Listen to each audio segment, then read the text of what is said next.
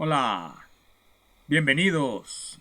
En este video quiero hablar del concepto de emergencia y lo tomaré directamente de la fuente, digamos, más conocida, Mario Bunge, sus tomos Ontología 1 y Ontología 2.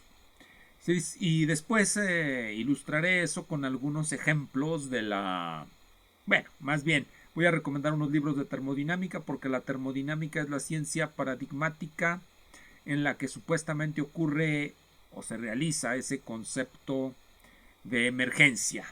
Entonces, como comenté, voy a comenzar por Mario Bunge, Ontología 1. En el libro de Ontología 1,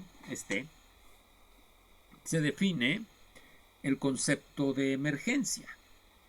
Lo hace en la página 133, 134, como pueden, cualquiera que tenga este libro, lo busca en el índice al final, en el índice de materias, y lo encontrará.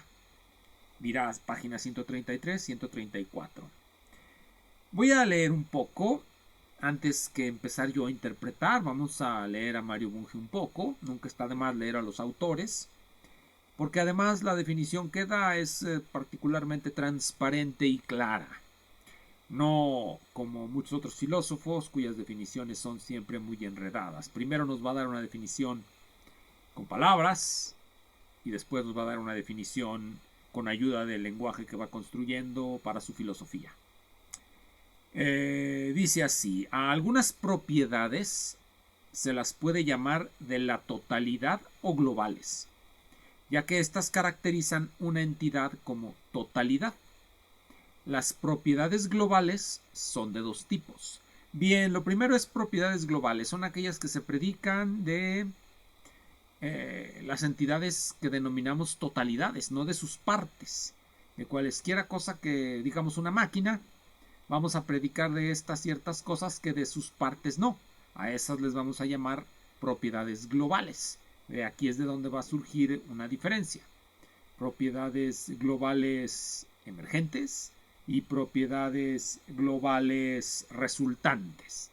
Bunge lo toma de un señor que se llama Lewes. Lewes. Vamos a ver la amplia bibliografía donde viene Lewes. Lewes, G.H. Lewes, de 1879. Problemas de vida y mente. J.H. Lewes. Parece ser que en las cuestiones biológicas es en donde surge por primera vez la idea de emergencia, no tanto en las físicas. Bueno, la referencia es de 1879, lo cual nos indica que es posterior a las ideas de Boltzmann, pero bueno, o contemporáneo de las ideas de Boltzmann.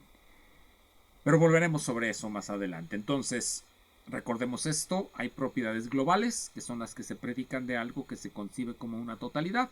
El ejemplo que les puse es una máquina. Una máquina tiene partes. Bien, las propiedades globales solamente se van a poder predicar de la máquina en su totalidad, no de sus partes. Estas propiedades se pueden dividir en dos: las resultantes y las emergentes. Las propiedades emergentes son aquellas que tienen la totalidad, pero también al menos una de sus partes. Las propiedades emergentes son aquellas que tienen la totalidad, pero ninguna de sus partes posee esa propiedad.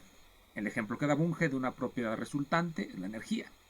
En un sistema, imaginen un sistema mecánico, químico, hay energía en todas sus partes, tanto como en la totalidad que configuran esas partes. Hay energía. Temperatura, que es otro ejemplo que pone Bunge. La temperatura la hay del sistema como totalidad, pero no de cada una de sus partes. Se define la temperatura para un sistema termodinámico, pero no para las partículas de un sistema mecánico que supuestamente subyace al sistema termodinámico. Piensen en una mixtura, en un vaso con agua en el que se va a disolver algo, bueno, por ejemplo. Bien, pero ¿qué dice Bunge? La energía es una propiedad resultante o hereditaria en el sentido de que cada parte de una cosa la posee. En cambio, las de ser estable, estar vivo, poseer cierta estructura y experimentar una revolución social son propiedades emergentes o no hereditarias, porque no las posee cada componente de una totalidad. Y viene entonces la formalización de esto que acabo de comentar en los términos de todas las construcciones que hace Bunge en este libro. Se los reitero: Mario Bunge, Ontología 1, el moblaje del mundo, editorial Gediza, Ontología 1. Esta edición creo que es la primera. Es de 1900. Es de 2011. Cierto, el libro es del siglo pasado, pero esta edición es de 2011, 1900. Bien, luego la va a formalizar lo que son propiedades resultantes o hereditarias y propiedades emergentes o no hereditarias.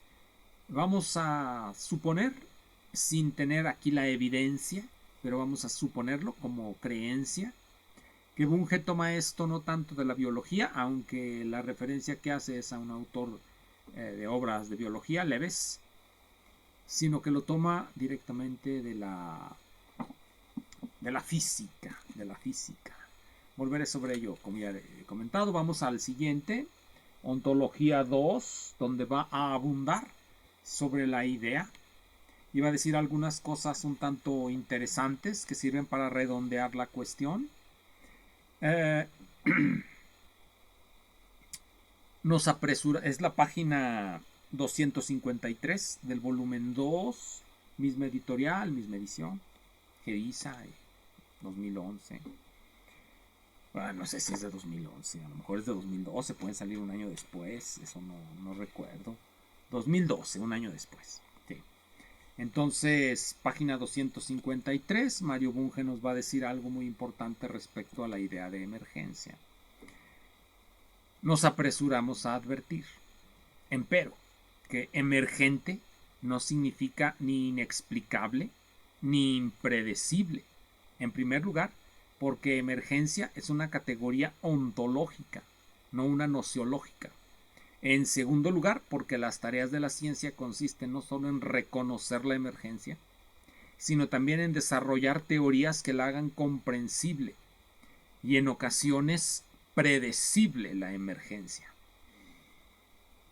Predecir la emergencia, que va a emerger algo nuevo. Resulta que nosotros conocemos la emergencia porque ya la vemos, vivimos en un mundo supuestamente emergido de algo. Hay un ejemplo que pone Bunge que me gusta particularmente en el mismo libro, pero en la página 321, cuando habla de las fuentes de la novedad, página 321, de las fuentes de la novedad, no sé si se alcance a ver. Aquí está, las fuentes de la novedad. Va a decirnos lo siguiente respecto a los mecanismos para generar novedades, es decir, emergencias. Uno de esos mecanismos es la acreción o ensamblaje, aquí lo dice, 321. Otro mecanismo que puede generar novedades cualitativas es la acreción o ensamblaje. Así pues, se cree que los planetas y las estrellas se formaron mediante la acreción gravitatoria de gases y polvo cósmico. Sin embargo, es más probable que la novedad surja a través de procesos en los que cosas heterogéneas se reúnen para formar sistemas. Cosas heterogéneas se reúnen para formar sistemas. ¿Quiere esto decir que la formación de las estrellas, la figura de las estrellas, es un problema en el que no hay cosas heterogéneas? Bueno, esto es un decir, porque en los modelos de acreción estelar, es decir, en los modelos de formación de la estructura de las estrellas, de los planetas, los materiales se suponen homogéneos, pero realmente quizá ni siquiera sean homogéneos. Es decir, que tengan un mismo origen, puede, al estar girando la materia, el fluido, quién sabe qué cosas agarre ahí dentro. Es la interacción de la fuerza gravitatoria con las fuerzas centrífugas y centrípetas del movimiento rotatorio, lo que da lugar a planetas y esos planetas y estrellas. Y en esos planetas y estrellas surge después la vida. Así que me parece que es el ejemplo fundamental de la emergencia, la idea de la formación de las estrellas. Pero bueno, a él no le parece tanto. Él prefiere hablar de enfriamiento de un líquido hasta que se solidifica formando un cristal. El enfriamiento de un anillo metálico hasta que se transforma en un superconductor, un buen ejemplo. Por supuesto, hay una explicación para la superconductividad, los pares de Cooper y etcétera, etcétera. El enfriamiento de un anillo metálico hasta que se transforma en superconductor, ya lo reiteré, la magnetización de una barra de hierro y la formación de patrones en los fluidos de los sistemas químicos. Magnetización de una barra de hierro. ¿Ustedes cómo magnetizan una barra de hierro? La pasan constantemente sobre un campo magnético y se magnetiza, por ejemplo. Pero había comenzado esta charla mencionando que no solamente pretendía hablar sobre el concepto de emergencia, sino que iba a recomendar algunos libros de termodinámica. Casi todos los ejemplos que mencioné son ejemplos en los que está involucrada de una u otra manera la termodinámica para plantear el problema de la acreción de fluidos estelares. Se requiere, por supuesto, plantear el problema termodinámico. ¿Y qué es la termodinámica? Bueno, es una teoría de la mecánica. Esto que voy a decir seguramente a muchos no les va a gustar, porque no es lo que viene en sus libros de texto. Pero en mi descargo hay un video que pasé hace mucho tiempo, unos años, de los primeros videos, en donde en la pizarra les muestro cómo en el caso de la fricción, un caso netamente mecánico, un plano inclinado con fricción, nosotros podemos establecer ahí la ecuación básica de la termodinámica. Porque la ecuación básica de la termodinámica es muy sencilla. Todo lo que entra es igual a todo lo que sale menos lo que se pierde, más lo que se gana. Muy sencillo, imagínense, hagan una ruedita, póngale una flechita de entrada, póngale una flechita de salida, póngale otra flechita de entrada por abajo y póngale otra flechita de entrada por arriba. Lo que entra por arriba es lo que se gana. Lo que sale por abajo es lo que se pierde. Lo que sale de este lado es el resultado total. Y lo que entra por acá es lo que entró. Entonces, todo lo que entra es igual a todo lo que sale, más lo que se gana, menos lo que se pierde. Esta es la ecuación fundamental de la termodinámica. ¿Qué es lo que entra? Una forma de energía. Dentro del sistema, esa energía se puede perder. Y también puede haber un sistema acoplado a este sistema físico para que gane energía. Y sale un resultado, la energía útil del sistema. Lo que se desecha, pues es la energía inútil. Entonces, parece así planteado algo extraordinariamente simple. Y lo es una vez que se lo piensa. Bueno, una vez que se llega a cierto nivel de desarrollo cognitivo, dirían los epistemólogos genéticos. Pero dejemos eso por la paz. Entonces, esa es la ecuación fundamental de la termodinámica. Es, por supuesto, una ecuación o es una generalización de la mecánica de la mecánica energeticista. Vamos a recordar también otra de las lecciones básicas que les di en unos videos de hace muchos años, de hace algunos años, que los pueden buscar, ahí están. Cuando hablo de las diferentes versiones de la mecánica clásica, de la mecánica racional a fines del siglo XIX. La mecánica energeticista, la mecánica sin fuerzas de Hertz, la mecánica de Hamilton es la mecánica energeticista. La mecánica sin fuerzas de Hertz es otra diferente que se construye eliminando el concepto de fuerza. Las mecánicas energeticistas se construyen quitando el concepto de fuerza e introduciendo el concepto de energía. La diferencia que nunca les dicen cuando les enseñan esto es que aunque podemos tomar como primitivo el concepto de energía y a partir de él derivar el de fuerza. La fuerza es algo que se deriva de las variaciones de la energía. Claro.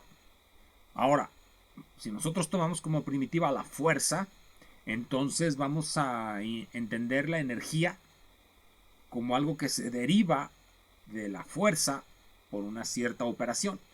en este caso la operación de integración.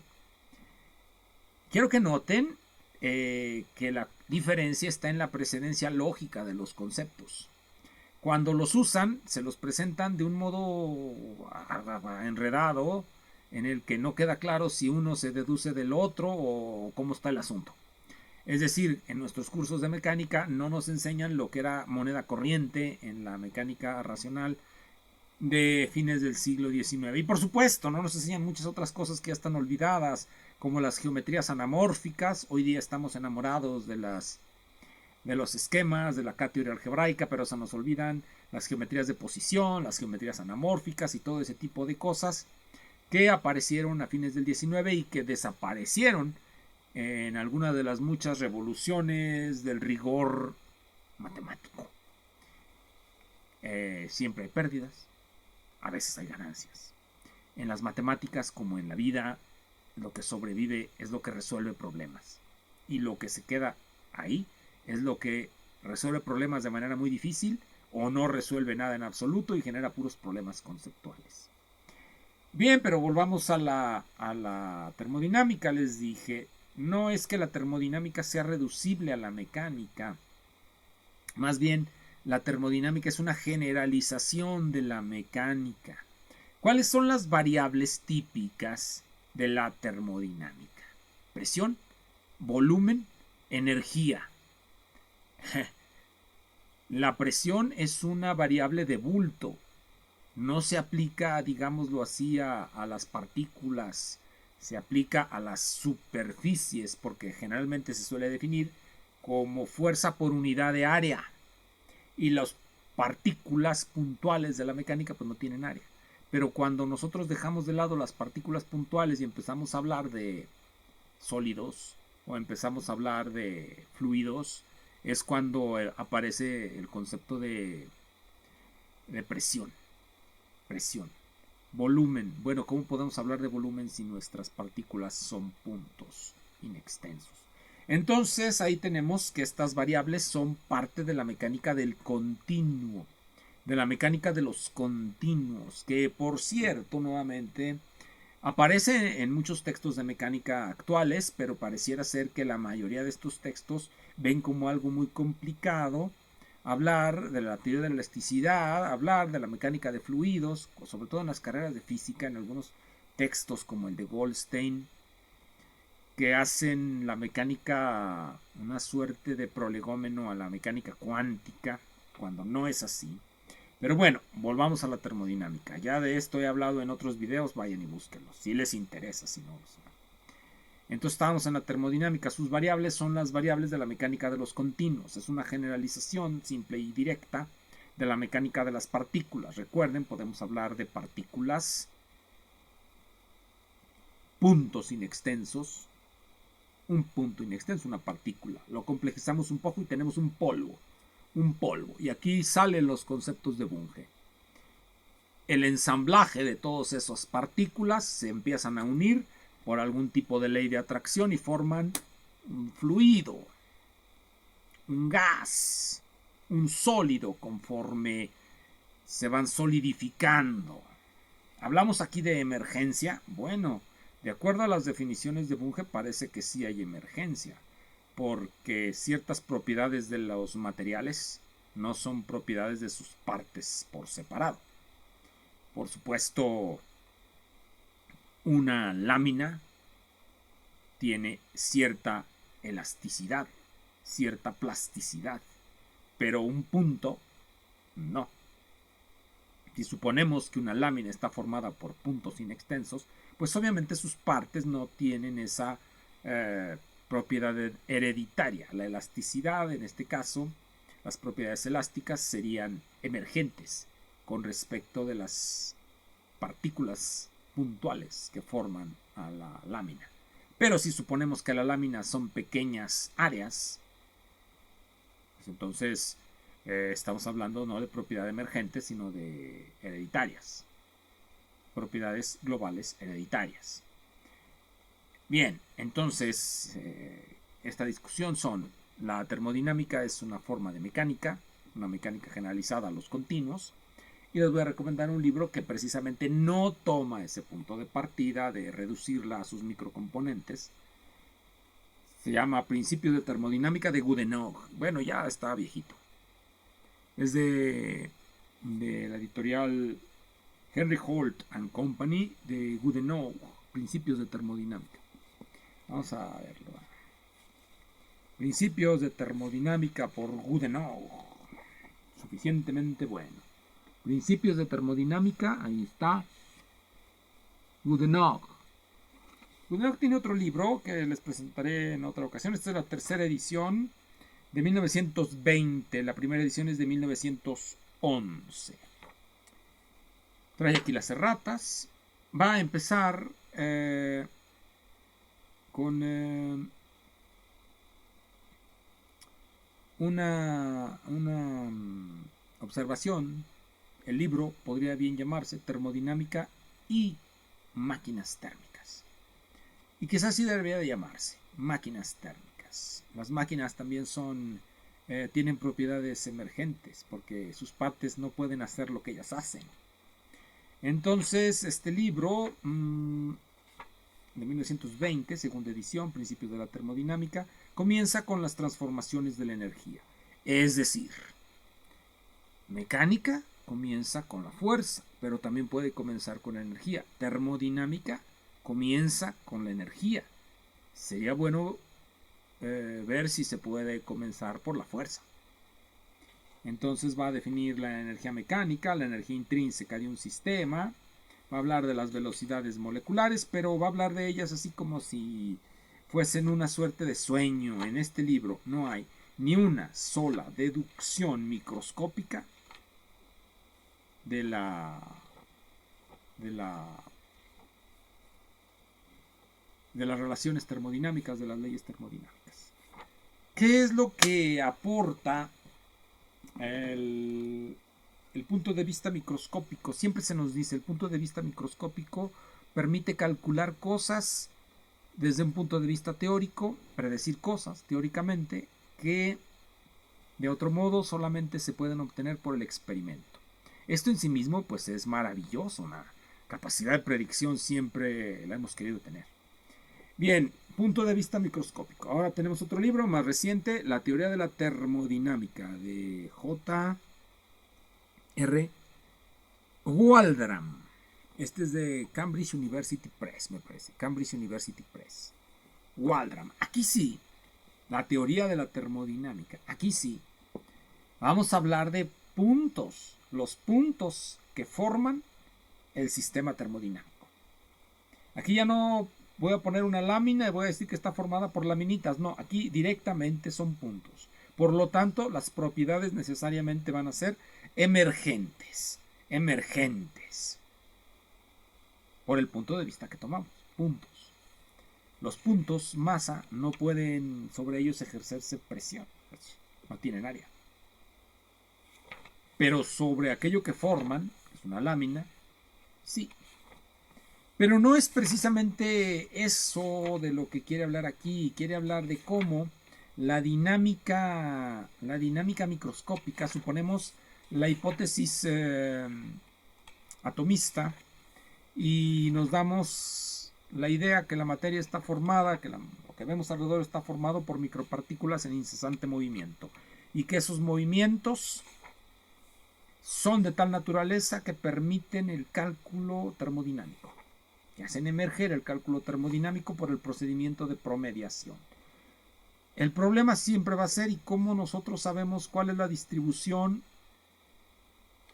microscópica que nos lleva a eso? Bien, esos son los problemas básicos de cualquier teoría de la termodinámica. La emergencia, la idea de emergencia es una bonita palabra, pero cuando ya tratamos de operativizarla, nos encontramos con los auténticos problemas que conlleva. ¿Cuáles son esos problemas? Vamos a decirlo con toda la claridad de la que soy capaz, que quizá no sea claro en ningún punto y que esté yo más confundido que todos los demás. La idea es explicar las propiedades macroscópicas por los movimientos microscópicos. Las propiedades macroscópicas supervienen al sistema, pero por supuesto no las poseen las partecitas del sistema, las micropartículas, no poseen esas propiedades, no tienen temperatura. Las micropartículas no tienen temperatura, solamente el sistema que forman, ese sí. Bien, pero si la idea es pasar de la dinámica de las micropartículas a la configuración global, a la totalidad, tenemos dos problemas. Primero, ¿existen estados de equilibrio para esa dinámica microscópica? Segundo, ¿se llega a ellos? ¿Son estables o inestables? Todas estas preguntas se deben responder. En realidad no se sabe muy bien cómo, pero tenemos la dinámica microscópica. Si suponemos que es en algún punto, esa dinámica se puede concebir como caótica, como probabilista, es decir, en algún punto las ecuaciones del movimiento generan trayectorias tan complicadas que realmente se pueden concebir como probabilistas y se genera una cierta distribución de probabilidad, y que es de dos tipos. Puede ser una distribución de probabilidad que varía en el tiempo y una distribución de probabilidad que no varía en el tiempo, que es la que interesa en el caso de la termodinámica del equilibrio. En la termodinámica del no equilibrio, las cosas son diferentes. Pero se hace uso de una hipótesis, la famosa hipótesis del equilibrio local. Bueno. Entonces, cuando tratamos de establecer si de verdad hay emergencia, o si tiene sentido hablar de emergencia, porque si no queda como una palabra hueca.